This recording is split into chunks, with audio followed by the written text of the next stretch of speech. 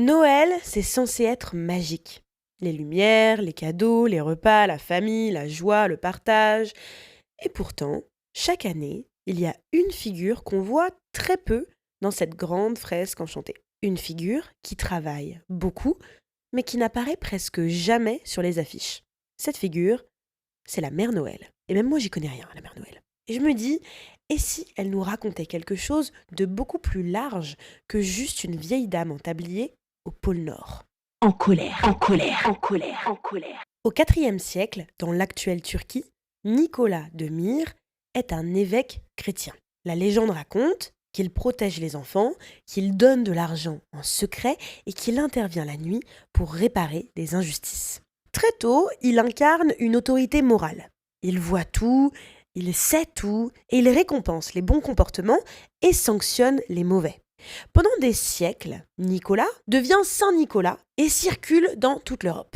Il entrerait dans les maisons, il observerait les enfants, il serait craint autant qu'aimé. La figure est masculine, verticale, liée au pouvoir religieux et au contrôle moral.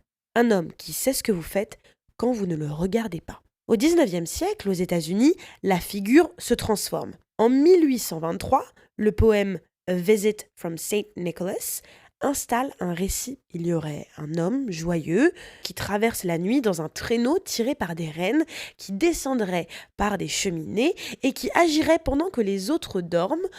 Il est actif, il est partout et il accomplit une mission secrète. À partir des années 1860, le dessinateur Thomas Nast, dans Harper's Weekly, lui donne un visage définitif.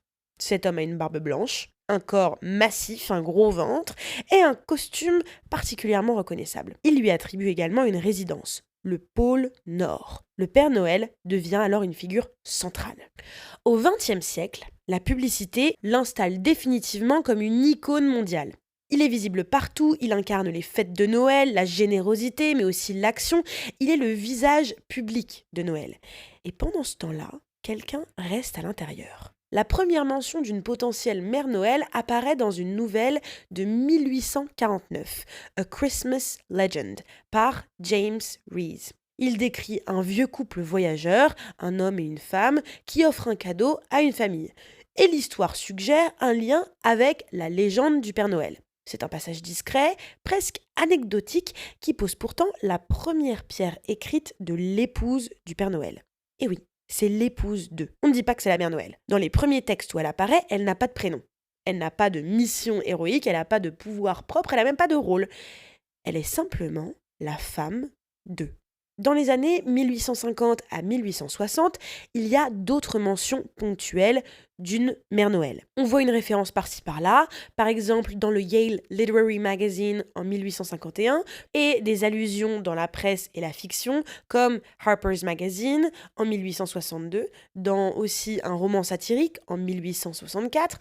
Bref, la femme du Père Noël est d'abord une figure de second plan, évoquée comme la femme d'eux plutôt que le personnage autonome qu'elle pourrait être. Vous voyez le schéma, l'homme voyage, l'homme est visible, l'homme est audacieux, l'homme a bon cœur, l'homme est important, l'homme fait tout, l'homme prend toute la charge mentale. Oh mais oui, c'est tellement réaliste. Oh, mais oui. Et la femme, elle, reste à la maison. Pas très révolutionnaire. Dans les récits et les illustrations de la fin du XIXe siècle et du début du XXe siècle, le rôle de la Mère Noël se stabilise. Mais elle reste au pôle Nord. Mais au moins elle a un rôle, hein. Elle cuisine pour les lutins, elle coud des vêtements, elle s'occupe de la maison, elle gère l'intendance pendant que le Père Noël parcourt le monde. Quel homme! Ce sont exactement les tâches assignées aux femmes dans la société réelle de l'époque. Nourrir, vêtir, organiser, maintenir l'ordre dans une maison, un travail indispensable mais invisible. Un travail sans reconnaissance narrative. Et oui, on va pas faire des comptes sur la charge mentale de la femme, sinon c'est pas drôle.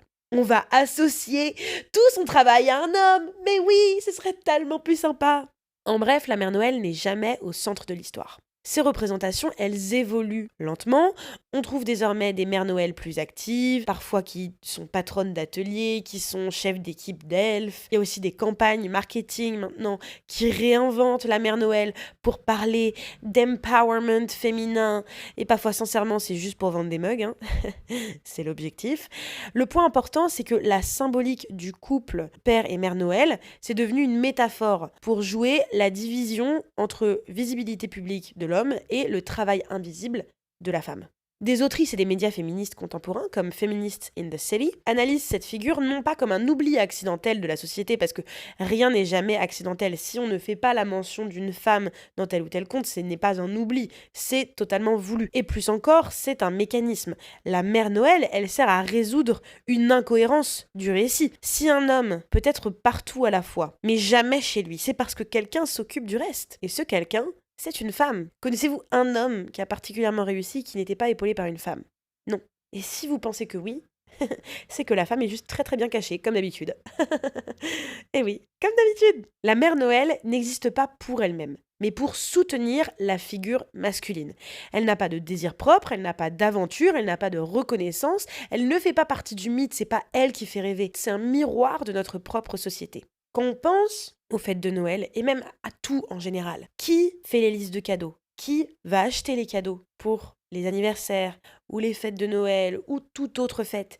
Qui achète les chocolats? Qui s'intéresse à tout ça, au bien-être de tout le monde, à préparer la nourriture, à s'assurer que chaque enfant est satisfait? Les femmes font ça.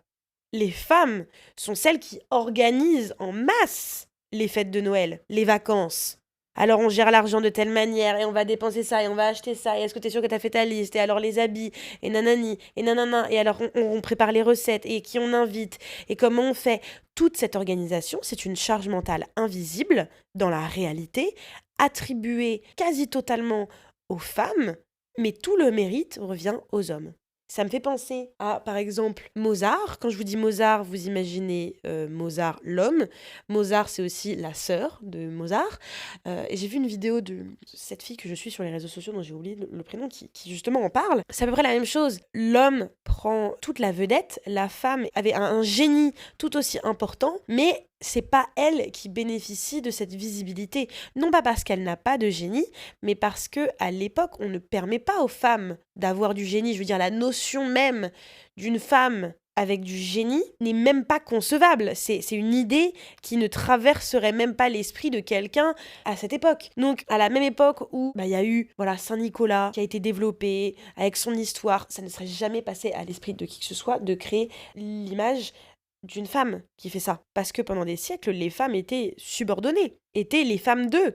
Et encore maintenant, beaucoup de femmes sont encore les femmes d'eux, malgré ce qu'elles font. Parce que c'est toujours quand même très dérangeant d'avoir une femme qui est plus intelligente, plus forte, plus capable qu'un homme. Et pardonnez-moi, mais quelqu'un qui gère Noël dans son entièreté, on peut avoir l'impression que c'est de la connerie, mais porter toute cette charge mentale, organiser tout ça, c'est ça, la force. À l'échelle mondiale, les enquêtes sur l'usage du temps montrent que les femmes réalisent entre 65 et 76% du travail domestique non rémunéré. C'est-à-dire qu'elles cuisinent, elles nettoient, elles organisent, elles anticipent tout au sein des foyers.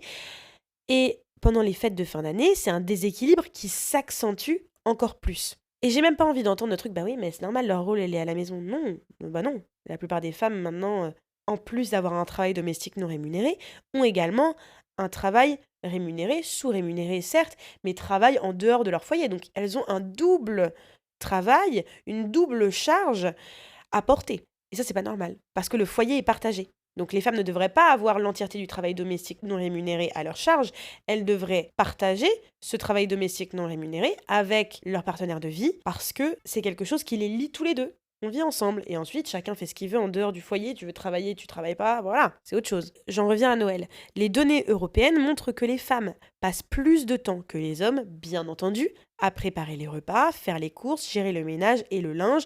Or, ce sont précisément ces tâches qui explosent en décembre pendant les fêtes, et aussi pendant la préparation des fêtes de Noël.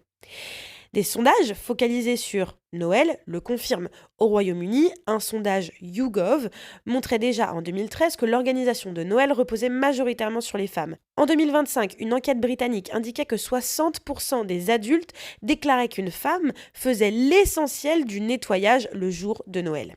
Les recherches sur la charge mentale montrent que les femmes prennent davantage en charge le travail cognitif domestique, c'est-à-dire penser aux cadeaux, anticiper les coûts, gérer les budgets, coordonner les repas, se souvenir de qui arrive quand, prévoir les conflits, maintenir l'ambiance. Tout ça, c'est un travail. Et ça s'arrête pas. Une revue scientifique publiée en 2023 montre que cette charge cognitive pèse davantage sur les femmes et a des effets mesurables sur la santé mentale. Stress, fatigue chronique, surcharge émotionnelle. Et à ça s'ajoute le travail émotionnel, apaiser les tensions familiales, faire en sorte que tout le monde passe un bon moment, sourire, rassurer, gérer les frustrations des maris, des frères et sœurs, des enfants. Ce travail, documenté par des instituts de recherche comme l'IWPR, repose majoritairement sur les femmes. Noël devient alors un moment où les femmes donnent énormément, mais ne se reposent quasiment jamais. Certaines études montrent même une augmentation du stress et des problèmes de santé chez les femmes pendant cette période. La fête peut devenir une zone d'épuisement total. Voilà la réalité. Qui porte Noël ? La femme. Les femmes. Et la mère Noël incarne cette réalité, c'est-à-dire que c'est elle qui rassure l'imaginaire collectif de « je ne suis pas très importante, je suis que la femme d'eux ». Elle confirme que la maison est un espace féminin. Et pourtant, elle donne toute la lumière à l'homme, qui en réalité n'est jamais responsable de la plus grande charge de travail. Et ça, vous connaissez la chanson, ça nous met très en colère. Vous venez d'écouter un épisode du podcast En colère. Si vous êtes toujours zen, c'est que vous n'avez pas écouté assez fort. Vous trichez. Bon alors maintenant, soit vous allez crier dans votre oreiller, soit vous écoutez l'épisode d'après. Allez, oust!